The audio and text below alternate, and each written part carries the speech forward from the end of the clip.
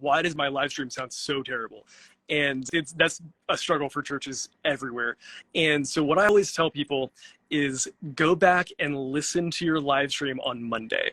This is Instagram Live today because it's a perfect opportunity to go back, listen to what you did yesterday, listen to it in the car, on your AirPods, on your phone, on your laptop, everywhere that you think somebody might listen to your live stream, and take notes. That's the biggest thing. Like, take notes of like what's consistent across all those different listening platforms and what's different. So like what does translate, what doesn't translate, what sounds unexpected. A lot of times like effects are really hard to dial in for live streams because it sounds so different in an auditorium than it does on an iPhone. And so take note of like how those things, like you thought it was going to sound one way, but it actually sounded different. It's like listen to your vocals. Like, do they sound overly bright or overly dark when you expected them to sound one way or the other?